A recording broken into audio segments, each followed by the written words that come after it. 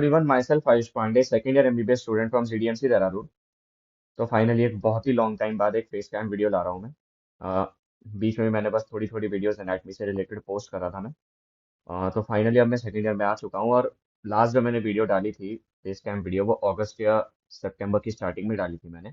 और देखो, उसका रीज़न ये था कि उसके बाद हमारे कॉलेज में फर्स्ट ईयर का सिलेबस कंप्लीट हो चुका था। और उसके बाद जो लास्ट के 3-4 महीने थे हमारे फर्स्ट ईयर के, उसमें बस हमने अ, उसमें बस हमने एग्जाम्स पे एग्जाम्स ही दिए।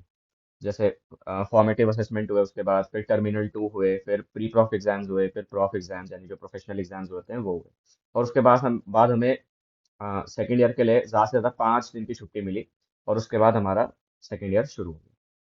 तो देखो, मैं आपको बता देता हूँ, पहले आप लोग जो एमबीबीएस कर रहे हो अ, और फर्स्ट ईयर में हो, तो जो फॉर्मेटिव असेसमेंट और टर्मिनल होते हैं, आपने देख ही लिया होगा। उनमें बस एक ही पेपर होता है, एनाटमी का एक, बायोकेम का एक, फिजियो का एक, और फिर प्रैक्टिकल 3 होते हैं उनके।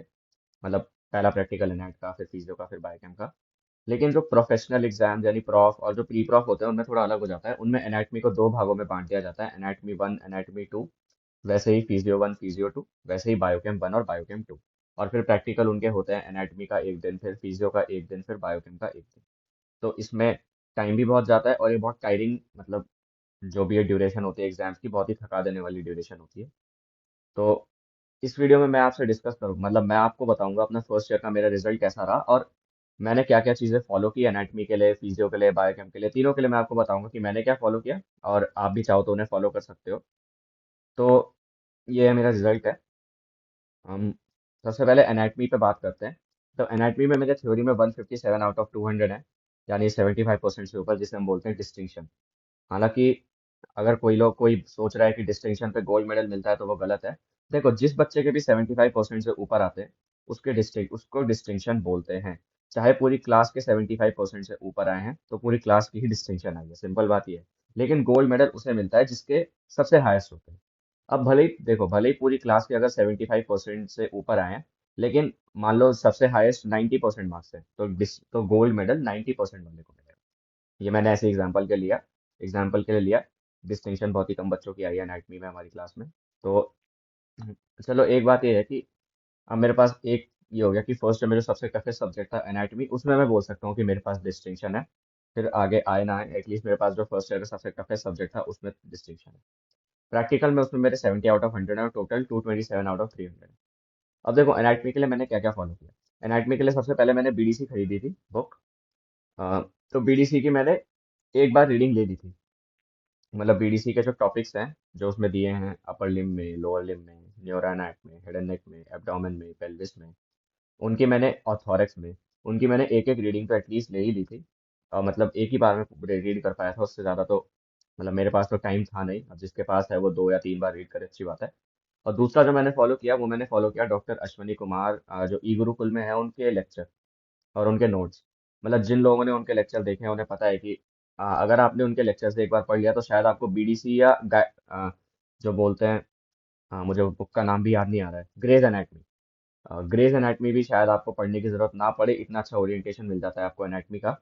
तो जिन लोगों के पास टाइम बिल्कुल भी नहीं है बुक पढ़ने का, जिनको कॉलेज में ज़्यादा टाइम जा रहा है, उसके बाद कुछ एक्टिविटी भी वो कर रहे हैं, गेम खेल रहे हैं, मतलब स्पोर्ट्स खेल रहे हैं, कुछ भी कर रहे हैं, जो कि अच्छी बात है, खेलना चाहिए।